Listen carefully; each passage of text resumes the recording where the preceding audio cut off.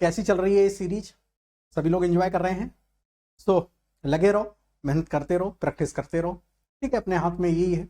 Okay, और definitely एक दिन आप उस पर्टिकुलर पोस्ट पर होगे। इनकेस आप बेटा कंटिन्यूअसली मेहनत करते हो और कंटिन्यूअसली आप सारी चीजें करते हो तो डेफिनेटली सारी चीजें आप लोग अचीव कर सकते हो। नाउ अब इस सीरीज में जैसा कि आप लोगों को पता है कि हम लोग 150 प्लस क्वेश्चंस हम लोग ऑलरेडी यहाँ पे प्रैक्टिस कर चुके हैं, ठीक है, जहाँ पे आप लोगों के कुछ लेक्चर्स यहाँ पे मैंने लिए जहाँ पे 150 क्वेश्चंस आप लोग 150 प्लस क्वेश्चंस आप लोगों को करवा दिए हैं, राइट। अब इस सीरीज को और भी कंटिन्यू करेंगे। इस सीरीज में आने वाले टाइम पर आप लोगों को बेटा कुछ बार के भी क्वेश्चंस आप लोगों को मिलेंगे।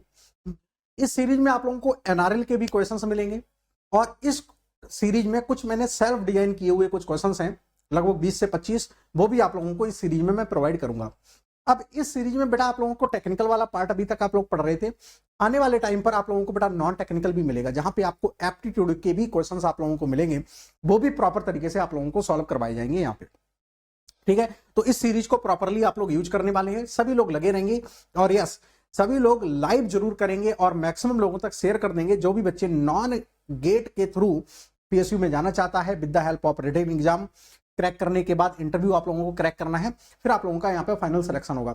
तो जो भी बच्चे का गोल है अभी भी पीएसयू में जाने का, जिन बच्चों का गेट में अच्छा नहीं हुआ था, वो लोग डेफिनेटली मेहनत करें, ठीक है। मेहनत करने से ही सब कुछ होगा, रेगुलर रहें।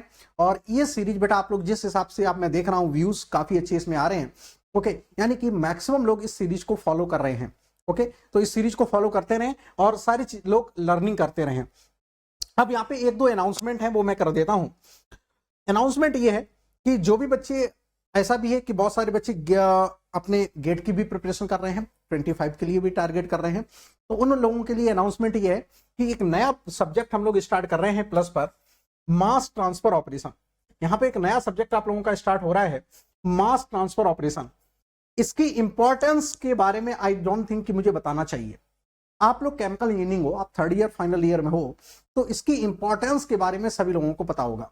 मास ट्रांसफर एक ऐसा सब्जेक्ट है, आप कोई भी इंटरव्यू देने जाएंगे वहां पे आपको मास ट्रांसफर से 100% क्वेश्चंस आपसे पूछे जाएंगे। मास ट्रांसफर एक ऐसा टेक्निकल का सब्जेक्ट है जो केमिकल इंजीनियरिंग में गेट में सबसे ज्यादा पूछा जाता है। मास ट्रांसफर एक ऐसा सब्जेक्ट है जो आपको रियलिटी में फीलिंग करवाता है कि you are chemical engineer, okay, आप केमिकल इंजीनियर हो, इसकी रियलिटी में आप लोगों को फीलिंग आती है। तो मास ट्रांसफर ऑपरेशन आप लोगों को पढ़ना ही चाहिए, सिर्फ गेट के लिए नहीं। हमने सर केमिकल इंजीनियरिंग की डिग्री रखी है, उसको भी तो रियलाइज करना है, उसको भी तो रियल और इंडस्ट्री से कनेक्ट करना है। तो मास ट्रांसफर ऑपरेशन हम लोग 31 जुलाई से स्टार्ट कर रहे हैं, 31 जुलाई, ठीक है, 31 जुलाई से हम लोग स्टार्ट कर रहे हैं, ठीक है। इसकी टाइमिंग रहेगी शाम को 9 PM पर, तो सभी लोग अटेंड कर सकते हैं, ओके। और 31 जुलाई से मास ट्रांसफर ऑपरेशन के साथ कंटिन्यू कर सकते हैं। यहाँ पे एक और, जिन बच्चों के पास सर कोर्स नहीं है वो कैसे ज्वाइन करें, तो अनअकैडमी ने बेटा मेगा ऑफर आप लोगों के लिए लॉन्च किया है, ओके। ये सिर्फ और सिर्फ लिमिटेड टाइम पीरियड के लिए है। मेगा ऑफर आप लोगों को यहाँ पे देख पा रहे होंगे, ये अनअकैडमी ने आप लोगों के लिए लॉन्च किया है। तो यहाँ पे जैसे ही आप लोग देखेंगे कि जो आपकी फीस है वो बेटा 8499, यानी कि आप 6 मंथ का ज्वाइन करते हो, इसके साथ साथ आपको 2 महीने का एक्स्ट्रा भी मिलेगा और फीस आप लोगों की 8499, यानी कि 6 + 2 मंथ का बेटा जो फीस है वो 849999। एंड आप लोग बेटा इनकेस 9 मंथ्स का ज्वाइन करते हो प्लस, तो यहाँ पे 3 महीने का एक्स्ट्रा मिलेगा, इसकी जो फीस है 9999, ओके। यस, सभी लोगों को रेफरल कोड पता होगा, देखो है ना, जितने भी स्टूडेंट प्लस पर आ रहे हैं, आपको लगता है कि मनीष सर के मेंटरशिप में काम करना है, तो कोड थोड़ा केयरफुली यूज करके आना, कोड केयरफुली यूज करके आना, सो दैट मैं अपना सपोर्ट आप लोगों को प्रोवाइड कर पाऊं, मैं अपनी गाइडेंस आप लोगों को प्रॉपरली प्रोवाइड कर पाऊं। तो code is important.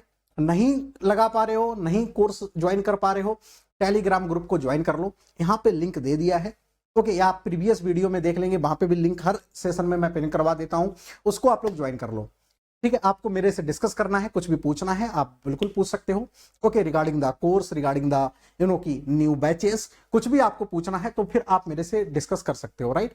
Telegram group को आप लोग ज्वाइन कर लेंगे सभी लोग। अच्छा, वो बच्चे भी इस टेलीग्राम ग्रुप को ज्वाइन कर लेंगे जो बच्चे हमारे यूट्यूब के हैं, तो जो भी मटेरियल, स्टडी मटेरियल होता है मैं टेलीग्राम में फ्री में आप लोगों को प्रोवाइड कर देता हूँ, ठीक है।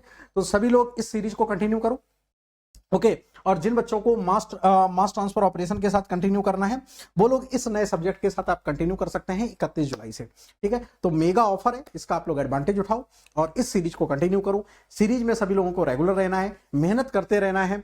ओके, इससे अच्छी सीरीज अभी इस समय ऑनलाइन में कहीं पे भी फ्री में तो अवेलेबल नहीं है। ओके, तो इस सीरीज को प्रॉपर करना है। इतने जितने मैंने यहाँ पे क्वेश्चंस आप लोगों को करवाए हैं इतने कहीं पे भी बेटा आप लोगों को क्वेश्चंस नहीं मिलेंगे। ओके, तो आप प्रॉपरली इसको करो, टेस्ट पेपर देते रहो, सारी चीजें प्रॉपर तरीके से आप लोगों की हो जाएंगी। ठीक है, टेस्ट पेपर भी देना जरूरी है, टेस्ट पेपर भी दो और साथ साथ में आप लोग यूट्यूब के जो क्वेश्चंस हैं वो भी करो। दोनों चीजें प्रैक्टिस करके जाओ, प्रीवियस ईयर के क्वेश्चंस लगा के जाओ। ठीक है, कुछ सेल्फ भी आप लोग मेहनत करो, कुछ बुक्स को भी आप फॉलो कर सकते हैं, जैसे राम प्रसाद की बुक हो गई उसको फॉलो कर सकते हैं, ओपी गुप्ता की बुक है उसको फॉलो कर सकते हैं, गेट के जो 1-1 मार्क्स के क्वेश्चंस आए हैं उनको फॉलो कर सकते हैं और जो न्यू एडेड सिलेबस है उसको भी गूगल करके भी आप लोग तैयार कर सकते हैं। राइट, तो अच्छी तरीके से आप लोग लर्निंग करो, इस सीरीज को एंजॉय करो। ठीक है, और जैसे ये सीरीज आप लोगों की कंप्लीट हो जाएगी तो इसी में मैं बार्क वाले क्वेश्चंस को भी ऐड करवा दूंगा। यहां से नॉन टेक वाला आज पार्ट हम लोग कवर करेंगे। किसका पार्ट कवर करेंगे? नॉन टेक वाला पार्ट कवर करेंगे। ठीक है, तो 1 बाय 1 हम लोग क्वेश्चन उठाते हैं। तो पहला क्वेश्चन सारे लोगों के सामने 116वां क्वेश्चन, तो नॉन टेक वाला पार्ट कवर करेंगे। होप सो आप लोगों को क्वेश्चन दिख रहा होगा, दिख रहा है कि नहीं? देखिए क्वेश्चन में है, एक आपके पास बैट्समैन है जिसने 110 रन बनाए हुए हैं, which included 3 boundaries and 8 sixes. ठीक है, which included 3 boundaries 8 sixes. What percent of total score did he make by the running between the wickets? कितने परसेंट उसने स्कोर रन लेकर कवर किया है? ठीक है, जिसने कि एक बैट्समैन है, बैट्समैन ने कितने रन बनाए हैं? 110 रन बनाए हैं, जिसमें उसने इतनी बाउंड्री लगाई है, इतने सिक्स लगाए हैं। अब क्वेश्चन ये है कि कितने परसेंट उसने दौड़कर रन लिए हैं, कितने परसेंटेज उसने रनिंग द बिटवीन, तब उसने रनिंग करी है तब कितने परसेंट उसने स्कोर किया है, वो आपसे क्वेश्चन पूछा है। 1 मिनट का टाइम है, सारे लोग ट्राई करो। एप्टीट्यूड का सवाल है, एप्टीट्यूड का सवाल है, सारे लोग ट्राई करेंगे। ओके, एप्टीट्यूड का क्वेश्चन है, सारे लोग ट्राई करेंगे। 110 रन बने हैं, 110 रन में से इतना माइनस कर दो तो आपका क्या निकल के आ जाएगा? परसेंटेज आपसे पूछा है, तो देखना बहुत ध्यान से। आपके पास टोटल स्कोर कितना है? टोटल स्कोर कितना किया है उसने? टोटल स्कोर किया है 110 का। ठीक है, तो बाउंड्रीज कितनी लगाई है उसने? बाउंड्रीज कितनी लगाई है? बाउंड्रीज लगाई है कितने? 3 बाउंड्रीज लगाई हैं, मतलब 3 × 4, 3 चौके मारे हैं, 3 चौके मारे हैं, 8 छक्के मारे हैं, प्लस का 8 × 6, तो इतना क्या कर दो? माइनस कर दो। तो ये कितना हो गया? 12 और प्लस 8 × 48, 12 और प्लस 6 × 48, ये कितना हो गया आपका? 60। ये हो गया 60। ओके, मतलब उसने जो 60 रन बनाए हैं वो उसने किससे बनाए हैं? बाउंड्री और चौके छक्के से। ठीक है, तो वो हम लोग माइनस कर देंगे। तो स्कोर जो रनिंग करेगा तो रनिंग कितनी की होगी उसने? तो रनिंग कितनी करी होगी? 110 में से 60 माइनस कर दो, 110 माइनस का 60, इतने उसने दौड़ के रन लिए होंगे, जो कि वही पूछा है। What percent of total score he did make by the running between the wickets? उसने कितने परसेंटेज रन दौड़कर बनाए हैं? तो इतने रन बनाए होंगे दौड़ के, तो कितना बनाया? 50 रन। 50 रन उसने क्या बनाए? रन लेकर। ठीक है, जो 50 रन उसने बनाए हैं वो उसने दौड़ के बनाए हैं, रन करके बनाए हैं। अब पूछा है कितना परसेंटेज, तो परसेंटेज कैसे निकालेंगे? तो परसेंटेज कैसे निकालेंगे? 50 डिवाइडेड बाई टोटल, टोटल का मतलब 110, 110। ठीक है, तो ये कैंसिल आउट कर दो, 5/11, 5/11, 5/11 का कितना परसेंटेज आ जाएगा? कैलकुलेट कर लो। 5/11 का कितना परसेंटेज आ रहा है? कैलकुलेट कर लो, जल्दी से बता दो। 5/11 का कितना परसेंट आ रहा है? जरा बताओ। 5/11 का कितना परसेंट आ गया है? 45.45%। ठीक है, तो ये आ गया 45.45%, 45.45%। तो देखो ये वाला चेक करो जरा, ये वाला चेक करो। तो 45 × 11 और प्लस का 5, ठीक है जी, डिवाइडेड बाई 11, या बी पार्ट। ठीक है, बी पार्ट पर लॉक किया जाए।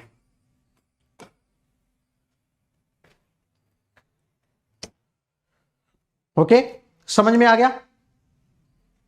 तो ये छोटा सवाल है, ज्यादा कुछ बड़ा है नहीं, ठीक है। इस टाइप के एप्टीट्यूड के सवाल आपसे पूछे जा सकते हैं, इस टाइप के आपके एप्टीट्यूड के क्वेश्चंस पूछे जा सकते हैं, कोई ज्यादा बड़ा है नहीं क्वेश्चन, छोटा सा सवाल है।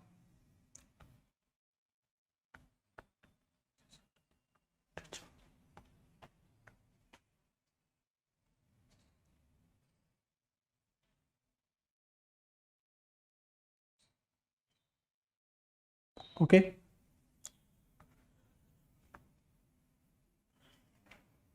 sir, I have doubt in the IPC in Bode chart the corner frequency if we did low and high frequency so we get omega is equal to 1 upon tau। ठीक है, ठीक है। when kp is equal to 1, kp is equal to 1 पे नहीं लेते हैं, तो ठीक है, वो ar upon kp ले लेते हैं, ar upon kp ले लेते हैं, kp 1 नहीं ले लेते हैं, ठीक है। चलो, वो जो y एक्सेस पे होता है वो ar अपॉन kp की वैल्यू होती है, वो कांस्टेंट वैल्यू है, ठीक है। तो जितना भी कांस्टेंट होगा वो अपन लोग लेफ्ट हैंड में डाल देंगे। Now do this 117 question.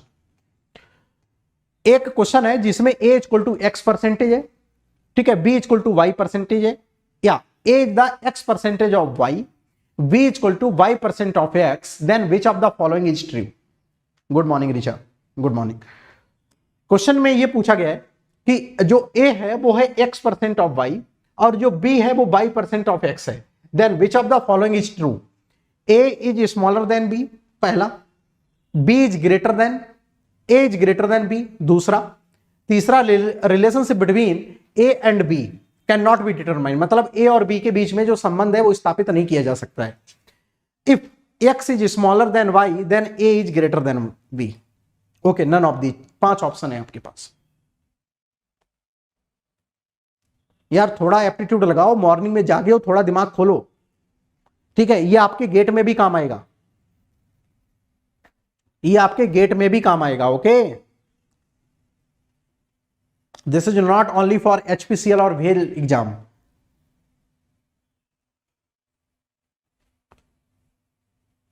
देखो क्या आंसर आ रहा है।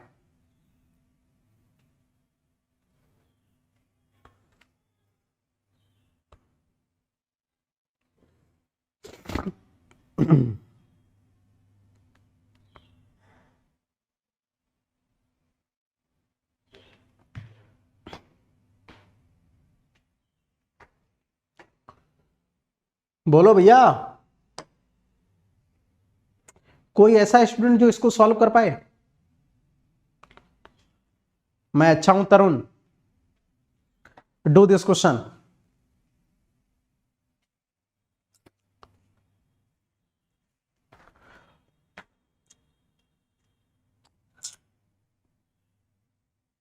ई पार्ट बिल्कुल सही बात है, none of these, absolutely correct, absolutely correct.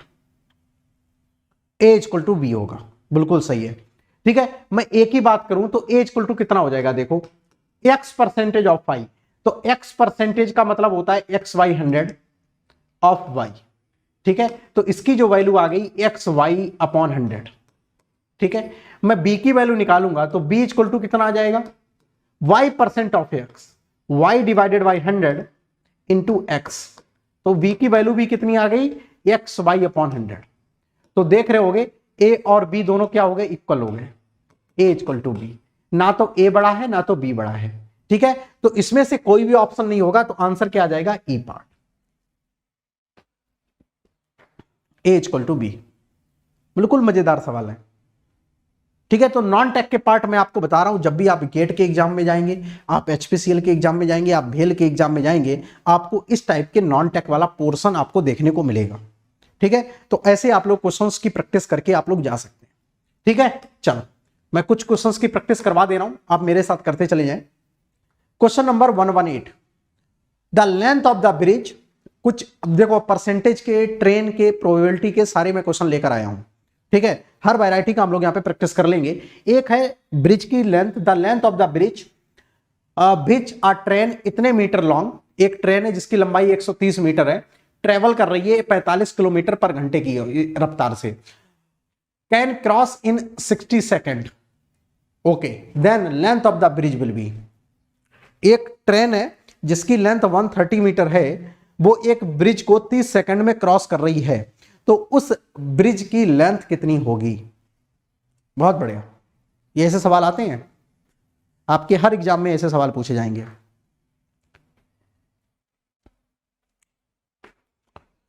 एक ब्रिज है, ठीक है, जिसकी लंबाई आपको बतानी है। इनकेस उस ब्रिज को 130 मीटर लंबी ट्रेन 30 सेकंड में क्रॉस कर जाता है, तो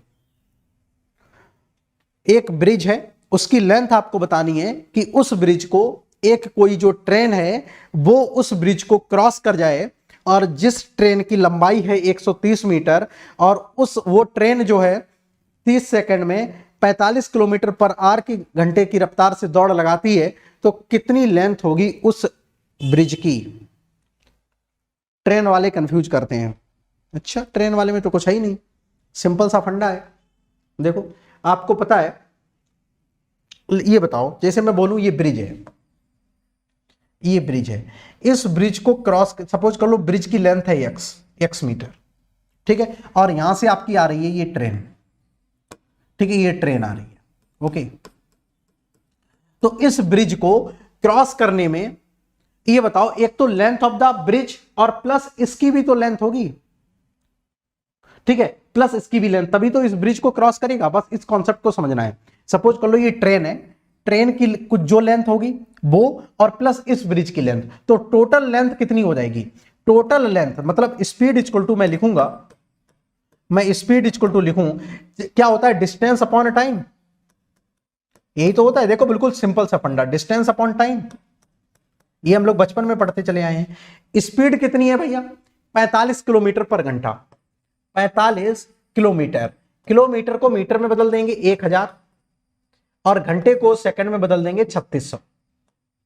ये हो गई 45 मीटर पर सेकंड की रफ्तार से अपनी ट्रेन आ रही है। डिस्टेंस कितनी लगेगी जब इस ब्रिज को क्रॉस करेगा? This is the bridge, this is the bridge, ये क्या है? ब्रिज, ठीक है। इस ब्रिज की लेंथ और ट्रेन की लेंथ का एडिशन हो जाएगा, तो x is the length of the bridge, और प्लस का इस ट्रेन की लंबाई कितनी है? 130 मीटर। इस ट्रेन की लंबाई कितनी है? 130 मीटर। टाइम कितना लग रहा है? 30 सेकेंड, 30 सेकेंड। क्या हम लोग x की वैल्यू नहीं निकाल पाएंगे? एक लाइन में हो गया, एक लाइन में हो गया। क्या हम लोग x की वैल्यू नहीं निकाल पाएंगे? बिल्कुल सर निकाल लेंगे। कैंसिल आउट कर दो पहले, देखो ये 0 0 कैंसिल आउट, ये 5/18, ये 5/18, ठीक है जी, और ये चला जाएगा, कैंसिल आउट करो जल्दी से निकालो, ये हो जाएगा 15, ठीक है, ये हो जाएगा 15 और ये हो जाएगा 9, इसका मतलब ये हो जाएगा 3 और ये हो जाएगा 5, ठीक है, 3 बन जा 3 और 3 बन जा 3, 3 5 जा 15 पना 75 और 75 इंटू 5, निकालो निकालो जल्दी निकालो। तो x की वैल्यू आ गई 75 इंटू 5 माइनस का 130। कैलकुलेट करो x की वैल्यू कितनी आ रही है, कैलकुलेट करके जल्दी से दिखाओ x की वैल्यू कितनी आ रही है। तो ये हो जाएगी length of the bridge, this will be the length of the bridge. कितना आ रहा है देखो, कैलकुलेटर लेकर बैठो, ठीक है, कैलकुलेटर लेकर बैठो। कैलकुलेटर नहीं लेकर बैठोगे हाथ से भी हो जाएगा, कैलकुलेटर नहीं भी है कोई बात नहीं, लेकिन हाथ से भी आप कर सकते हैं। 245, 245 ना, चलो ठीक है 245। तो समझ में आ गया, कोई दिक्कत नहीं होती है, ठीक है। जब भी ट्रेन और प्लेटफॉर्म, देखो ये भी ब्रिज था, समटाइम्स क्या होता है प्लेटफॉर्म भी होता है, ठीक है। तो केयर करेंगे कि ट्रेन की लेंथ और प्लस प्लेटफॉर्म की लेंथ। सपोज समटाइम्स क्या होता है गेट के सवाल में बोलता है कि प्लेटफॉर्म क्रॉस हो जाए, ठीक है, इतने मीटर लंबा प्लेटफॉर्म है तो इतने और इतने मीटर लंबी ट्रेन है, तो प्लेटफॉर्म को क्रॉस कर रही है, ब्रिज को क्रॉस कर रही है, किसी पुल को क्रॉस कर रही है। तो यहां पे ऐसे क्वेश्चंस आपके बहुत ज्यादा बनते हैं। तो बस फंडा ये याद रखना है कि क्रॉस का मतलब ये होता है कि इसकी लेंथ और इसकी लेंथ का एडिशन हो जाता है, तभी वो उस चीज को क्रॉस कर पाएगा, ठीक है। तो क्रॉस करने में इतनी ही लेंथ नहीं लेनी है आपको। बच्चे गलती क्या कर देते हैं, इतनी ही लेंथ ले लेते हैं। ये लेंथ का मतलब ये नहीं है कि क्रॉस कर गई, क्रॉस करने के मतलब ये है कि ट्रेन इटसेल्फ भी तो क्रॉस करना है। यहां पे इतना क्रॉस कर रहा है, इसका मतलब ट्रेन का सिर्फ इंजन क्रॉस कर रहा है, ट्रेन का इंजन क्रॉस करेगा, यहां पे तो ट्रेन क्रॉस नहीं करेगी। ठीक है, तो ट्रेन पूरी क्रॉस कराने के लिए आपको ट्रेन की कंप्लीट लेंथ लेनी पड़ेगी, इस बात को केयर करना है। ठीक है, चल 119 ट्राई दिस।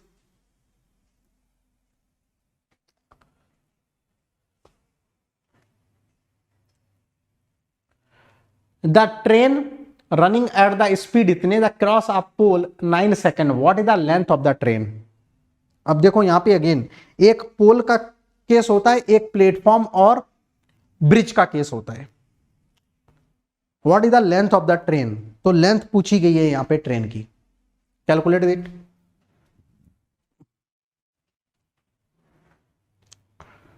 ट्राई करो अपने भी आप पे तेजी से।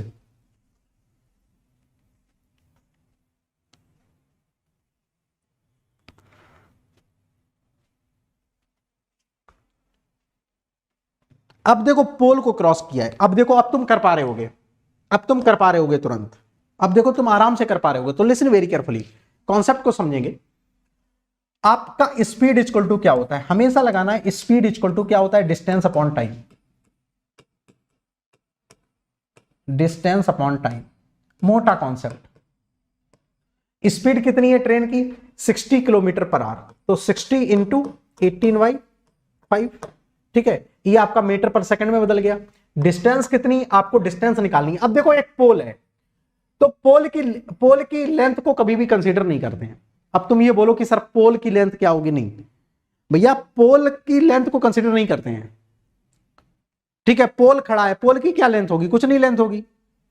ओके, तो पोल हो उसकी लेंथ को कभी भी कंसीडर नहीं करते हैं। पता चला तुम पोल की लेंथ एक्स मार रहे हो, नहीं, जब भी कोई प्लेटफॉर्म गिवन हो तो उसकी लेंथ एक्स मानेंगे, या कोई ब्रिज या पुल गिवन हो तो उसकी लेंथ एक्स मानेंगे, कभी भी पोल की लेंथ नहीं मानेंगे। इसी वजह से मैंने ये 2 क्वेश्चन आपको लिए इस कॉन्सेप्ट को क्लियर करने के लिए। ठीक है, तो पोल की कभी भी लेंथ कंसीडर नहीं करी जाती है, सीधे सीधे आपकी यहां पे ट्रेन की लेंथ कंसीडर हो जाएगी। तो length of the train x में बोल लूं, length of the train x हो जाएगा अपॉन टाइम कितना लग रहा है, 9 सेकंड लग रहा है, 9 सेकंड लग रहा है। आराम से कैंसिल कर लो इसको। तो देखो एक्स की वैल्यू कितनी आ रही है, 60 into 18 into 9 divided by 5। Calculate करो कितना आ रहा है, 150 मीटर, यहां से आ रहा होगा 150। तो ये है ट्रेन की लेंथ, ये है ट्रेन की लेंथ 150 मीटर। तो be careful about that. Sir हमने इससे सीखा क्या, हमने ये सीखा कि सपोज कर लो कोई प्लेटफॉर्म गिवन है, कोई पुल गिवन है, कोई ब्रिज गिवन है, तो हम जो लेंथ यहां पे जो डिस्टेंस कवर करेंगे सबका एडिशन, ट्रेन प्लस आपका प्लेटफॉर्म और आपका ब्रिज। जब भी कोई पोल खड़ा है, ओके 5/18 कर लो, 5/18 कर लो। ठीक है, मतलब आप कैलकुलेशन कर लेंगे। ठीक है, आप कैलकुलेशन कर लेंगे, जिसका मतलब ऊपर 5 होगा और नीचे 18 होगा। ठीक है, आप कैलकुलेशन कर लेना। ओके, तो 5/18 हो जाएगा, वो कैलकुलेशन से आ जाएगा, नो प्रॉब्लम। तो अभी आपको कॉन्सेप्ट क्या समझना है, इनकेस पोल गिवन है तो पोल की लेंथ नहीं कंसीडर करी जाएगी, और दूसरा कोई आपका प्लेटफॉर्म गिवन है तो उसकी लेंथ आप कंसीडर करेंगे, कोई आपका पुल गिवन है उसकी लेंथ आप कंसीडर करेंगे, कोई आपका ब्रिज गिवन है उसकी लेंथ कंसीडर करेंगे। बस speed equal to distance upon time लगाना, हर सवाल दुनिया का आ जाएगा, हर सवाल दुनिया का हो जाएगा। बस तुम्हें ये वाला फार्मूला बचपन में यार ये तो पढ़ते होगे, ये तो पढ़ते होगे, ये सवाल आप इस तरीके से लगाएंगे, आपका गेट का भी सारे सवाल बन जाएंगे। और एचपीसीएल कहीं पे भी जा रहे हैं, ट्रेन और लेंथ से संबंधित जितने भी क्वेश्चंस होंगे सारे कर लोगे। ओके, बस एक बात में समझो। चलो आगे बढ़े, नाउ डू दिस। 120 120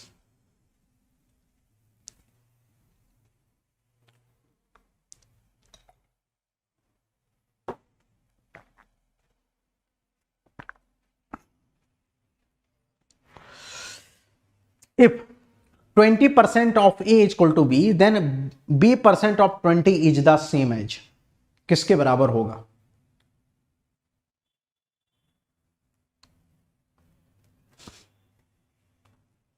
ठीक है, ये परसेंटेज से भी रिलेटेड सवाल आते हैं आपके एग्जाम में। देखो मैं कर रहा हूं आपके साथ साथ कर रहा हूं, थोड़ा आपने सोचा और दिमाग लगाया। क्वेश्चन में क्या दिया है, 20% ऑफ ए, इसको मैं लिख लेता हूं। 20% का मतलब 0.2 of A equal to B, ये बी गिवन है, ठीक है। देन बी परसेंट ऑफ 20, इसकी वैल्यू कितनी होगी, तो बी परसेंट का मतलब 0. बी परसेंट का मतलब मैं बी परसेंट का मतलब लिखूं बी डिवाइडेड बाई 100 कर दूं और इंटू 20, इसकी वैल्यू आपसे पूछिए, इसका मतलब जो वैल्यू पूछिए इन टर्म ऑफ ए पूछिए, तो बी की वैल्यू यहां पे मैं उठा के यहां से रख दूंगा, तो बी की वैल्यू उठा के रखूंगा, तो बी की वैल्यू रखूंगा 0.2 into A divided by 100 into 20, ये आपसे पूछा है, तो देखो कितना आ जाएगा, बी 5 और 0.2 divided by 5, 0.2 divided by 5, 0.2 divided by 5, 0.04 into A, मतलब 4% ऑफ ए, मतलब 4% ऑफ ए, ये बात मैं कर सकता हूं, 4% ऑफ ए, ठीक है। ये बात समझ में आ गया, 4% ऑफ ए, ठीक है। मतलब क्वेश्चन में गिवन है 20% of A, 20% of A is equal to B. Now they are asking B percent of 20, तो बी परसेंट ऑफ 20 इज कितना हो जाएगा, तो बी परसेंट की वैल्यू निकालनी है, 0.2 ए यहां पे पुट कर दिया और ये आ जाएगी, ठीक है। चलो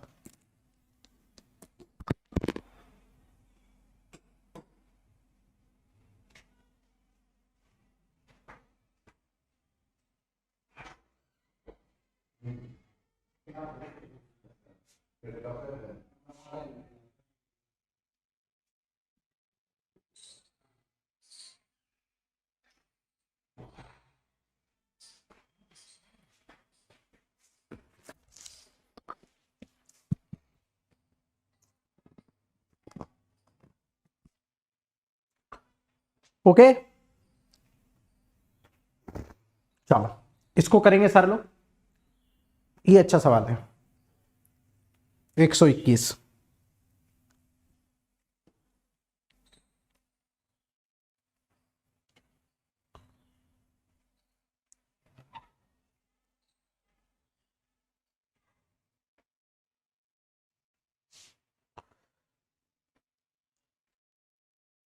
एक सौ इक्कीस क्वेश्चन में पूछा गया है right triangle of the side, एक कोई राइट ट्रायंगल है जिसकी साइड सी गिवन है, रोटेट द 3 सेंटीमीटर फ्रॉम, एक मतलब जो साइड है 3 सेंटीमीटर साइड को रोटेट किया जा रहा है और एक कोन बनाई जा रही है।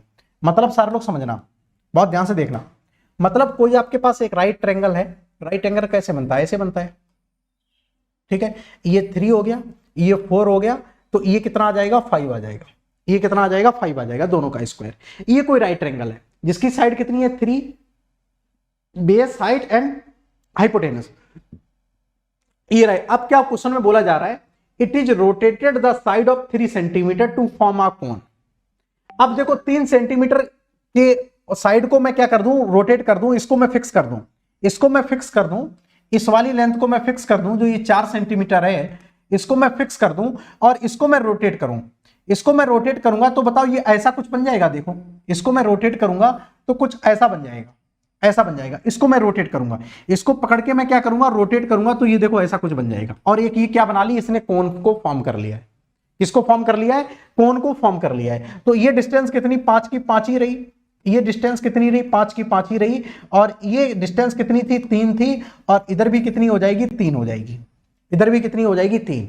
अब क्वेश्चन में पूछा है the volume of the cone, अब जो कोन फॉर्म हुई है उसका वॉल्यूम कितना होगा, तो वॉल्यूम कितना होता है कोन का, वॉल्यूम कितना होता है 1/3 पाई आर क्यू एच होता है या आर स्क्वायर एच होता है, R cube H, pi R cube H, R square H होता होगा, ठीक है, आर स्क्वायर एच होता होगा, पाई आर स्क्वायर एच। चलो कैलकुलेट कर लो जल्दी से, रेडियस भी आपके पास है, हाइट भी आपके पास है, रेडियस भी आपके पास है और हाइट भी आपके पास है।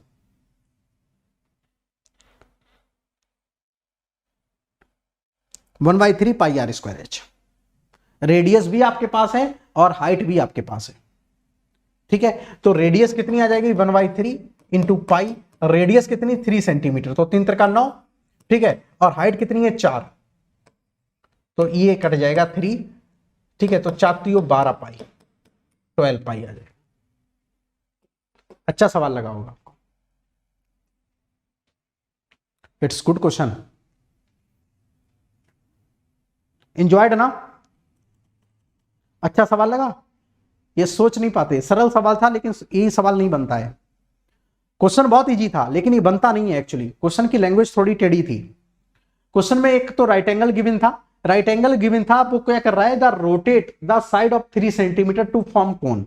इस लाइन को बहुत अच्छे से आपको समझना था कि 3 सेंटीमीटर की जो साइड है उसको रोटेट किया जा रहा है, उसको क्या किया जा रहा है, रोटेट कर दिया जा रहा है और कोन को फॉर्म कर दिया जा रहा है। तो एक कोन बन गई, तो कोन बन गई। अब इसका आपका वॉल्यूम पूछा है, तो वॉल्यूम आपको पता है, रेडियस हाइट सब कुछ पता है। Okay, no problem, got it. चलो आगे बढ़े। Question number 122, 122।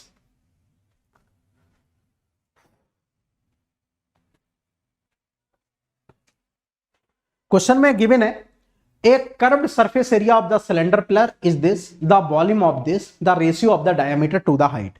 ये तो मैं उम्मीद करता हूं कि सारे लोग बना देंगे, ये मैं उम्मीद करता हूं कि सारे लोग कैलकुलेट कर लेंगे इसको। I think it should be calculated. सारे के सारे स्टूडेंट इसको तो कंप्लीट कर ही लो, इसको तो कैलकुलेट कर ही लो, इसको तो सारे लोग कैलकुलेट कर ही लेंगे। सिलेंडर का वॉल्यूम, सरफेस एरिया सब कुछ पता है आपको।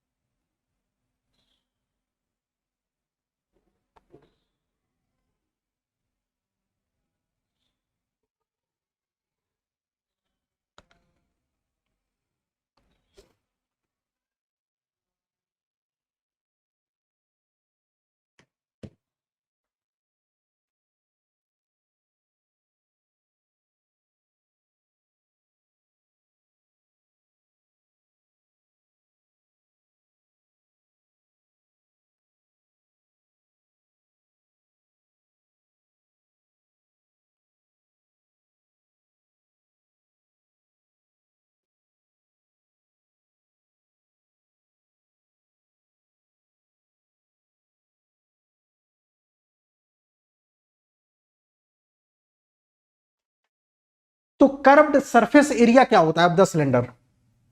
यार नहीं हो पाया क्या अभी भी? इतनी तरुण क्या कर रहे हो? ठीक है, इतना टाइम नहीं लगना चाहिए। The curved surface area of the cylinder, तो कर्व्ड सरफेस एरिया कितना होता है? 2 pi R H, 2 pi R into H. ये कर्व्ड सरफेस एरिया हो गया। ये कितना गिवन है? 264। वॉल्यूम क्या होता है? Pi R square into H, this is the volume. ये वॉल्यूम कितना है? 924। अब तुमको रेशियो यार, हाइट और डायामीटर दो अननोन है, आराम से कैलकुलेट हो जाएगा। दो अननोन है, डिवाइड कर दो एक दूसरे में, डिवाइड कर दो तो देखो कितना आ रहा है।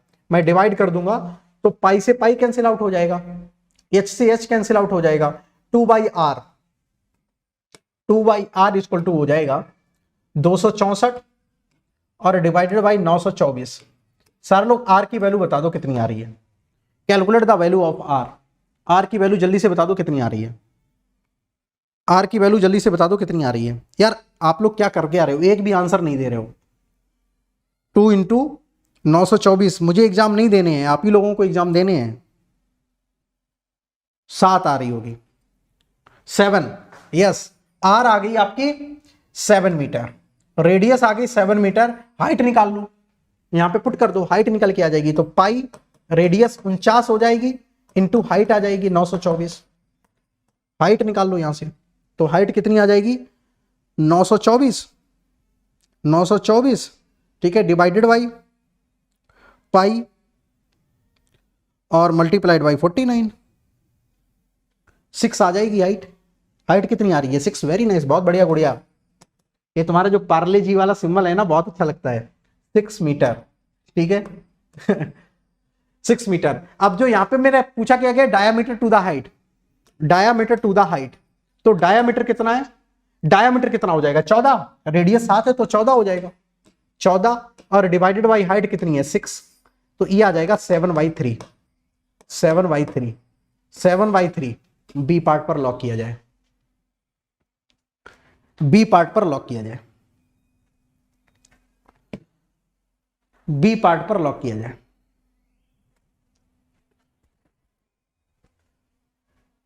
कितना आ जाएगा 7/3, करेक्ट। अब यार ऐसे सवाल का आंसर आप खुद नहीं दोगे, हमसे करवाओगे तो कितनी गलत बात है ये बताओ। ऐसे सवाल का आंसर आप खुद दो। और मैं आपको बताऊं ये सिर्फ आपके एचपीसीएल बेल के लिए नहीं बता रहा हूं, ये गेट में भी ऐसे क्वेश्चंस आए हुए हैं, ये गेट में भी आपसे पूछे जाते हैं सवाल एप्टीट्यूड वाले पोर्शन में। कॉलेज के प्लेसमेंट लेना कहीं पे भी आपको जाना, ये ऐसे क्वेश्चंस तो आपको पूछे ही जाएंगे।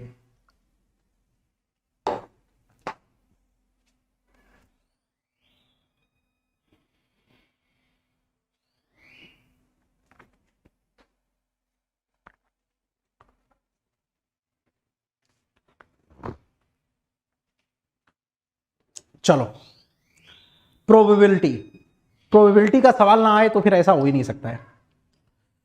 एक बैग है जिसमें 2 लाल कलर की बॉल है, 2 रेड 3 ग्रीन और 2 blue balls. Okay, 2 balls are drawn at random, 2 ball को एक साथ निकाल लिया जा रहा है। तो what is the probability that none of ball is blue, कोई भी गेंद आपकी ब्लू ना हो तो उसकी प्रोबेबिलिटी क्या होगी। आपके पास एक बैग है, एक आपके पास बैग है, एक आपके पास बैग है जिसमें दो क्या है रेड बॉल, ठीक है, 3 आपके पास ग्रीन बॉल और 2 ब्लू बॉल, ठीक है। इसमें से आपके पास 2 गेंदें निकाली जा रही हैं, 2 बॉल्स पिकिंग की जा रही हैं। तो what is the probability that कि आपके पास ब्लू की बॉल ना आए, ब्लू कलर की बॉल ना आए। इसका मतलब 2 बॉल आप पिक कर लो, 2 बॉल पिक कर लो, 2 बॉल पिक कर लो। अब वो 2 बॉल आपकी कहां से, या तो रेड से उठा लो चाहे ग्रीन से उठा लो, कहीं से भी उठा लो, कोई कंडीशन अप्लाई नहीं है। तो आप इन 5 में से 2 बॉल उठा लो, इन 5 में से मैं 2 बॉल उठा लूं, तो 5 में से मैं 2 बॉल पिक करूंगा। तो कैसे पिक करूंगा 5C2, मैं 5 में से 2 बॉल को पिक किया 5C2। ये क्या favourable condition upon total, total कितनी बॉल है, कितना होगा 2 3 5 2 7, 7 में से 2 बॉल उठाएंगे, 7 में से मैंने कितनी बॉल उठाई है 2 बॉल उठाई है। तो आंसर कितना आ जाएगा 5/7। बिल्कुल प्यारा सा सवाल और छोटा सा सवाल, ठीक है। कोई आपके पास बैग है जिसमें आपके पास सिर्फ ब्लू बॉल नहीं आनी चाहिए भाई, ब्लू बॉल को हम छोड़ दे रहे हैं। अब हमारे पास 2 गेंदें कोई सी भी आ जाए तो हम 5 में से कोई सी भी 2 गेंदें निकालने की प्रोबेबिलिटी क्या होगी 5C2। तो ये क्या होगी the favourable condition upon total, total कितना होगा कि 7 में से मैं 2 गेंदें निकाल रहा हूं, टोटल क्या है मैं 7 में से 2 गेंदें निकाल रहा हूं, लेकिन वो जो 2 गेंदें मैं निकाल रहा हूं वो सिर्फ इन दोनों में से निकाल रहा हूं। ओके, तो अपनी ब्लू बॉल नहीं आई, खत्म बात। तो this is the probability. Okay, now next question, question number 124। एक कोई फिर से बॉक्स है आपका, एक अगेन एक आपके पास बॉक्स है और जिसमें रेड 7 ब्लू और 6 ग्रीन है। ओके, ठीक है जी। एक आपके पास अगेन एक बैग है और बॉक्स है जिसमें 8 बॉल क्या है रेड है, 7 बॉल क्या है आपके पास ब्लू है और 6 बॉल क्या है आपके पास ग्रीन है। अब यहां पे एक ball 1 ball is picked up randomly, एक गेंद निकाल दो। What is the probability that neither red और नाइदर ग्रीन। अब ना तो आपकी रेड होनी चाहिए और ना तो आपकी ग्रीन होनी चाहिए, और एक बॉल निकले। तो एक बॉल वो कहां से निकालोगे बताओ, एक बॉल वो तुम कहां से निकालोगे, एक बॉल आपको ब्लू से ही निकालनी पड़ेगी। तो ब्लू से एक बॉल निकालो, ब्लू मतलब 7 में से एक गेंद निकालो। तो 7 में से मैं एक गेंद निकालूंगा, ऐसे निकाल लूंगा। 7 में से 7 में से मैं एक बॉल निकालूंगा इस तरीके से, अपॉन टोटल, टोटल कितनी है 8 7 15 15 और 6 21, 15 और 6 21, 21 में से मैं एक गेंद निकाल रहा हूं, ठीक है। 21C1, ठीक है, 21 में से मैंने एक गेंद निकाली तो कितना आ जाएगा 7/21। ओके, 8 7 15 और 6, 8 7 15 और 6, 15 और 6 कितना हो गया 21 हो गया ना। आंसर है नहीं क्या? 7/21 आना चाहिए, आंसर है ही नहीं। अच्छा अच्छा अच्छा, सॉरी, 7/21 आ रहा है ना। 7/21 का मतलब 7 × 21, 1/3। ठीक है, 1/3 हो तो गया। मैं सोच रहा था 7/21 कहीं पे लिखा हो। ओके, यहां पे देखो लिखा है 7/19, 18/21 सब लगे। तो ऐसे सवाल बहुत आराम से आ जाते हैं, आप जब कभी भी HPCL या भेल के एग्जाम में जाएंगे, ठीक है, इस टाइप के क्वेश्चंस आपके पूछे जाते हैं। ओके ओके, बहुत प्यारे सवाल होते हैं प्रोबेबिलिटी के, मैं आपको बताऊं, मजा आता है करने में।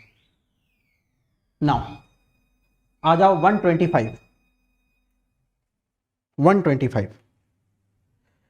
The probability of the getting of the sum 9 from 2 throw of a dice। मैंने 2 डाइस को फेंक दिया है, तो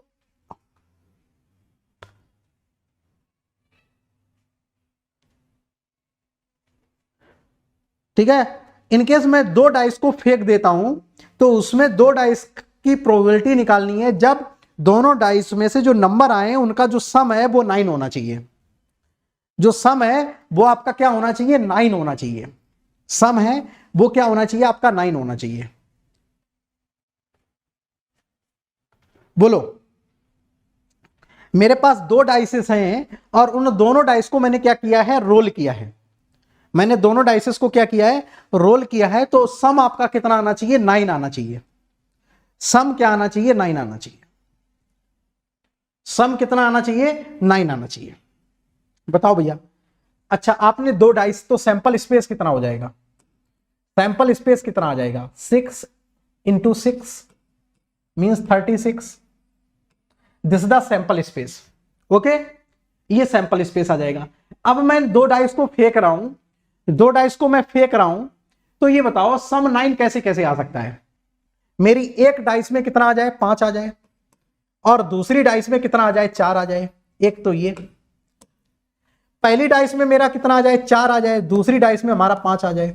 एक तो ये पहली डाइस में मेरा कितना आ जाए 6 आ जाए, दूसरी डाइस में मेरा 3 आ जाए। पहली डाइस में मेरा 3 आ जाए, दूसरी डाइस में मेरा 6 आ जाए।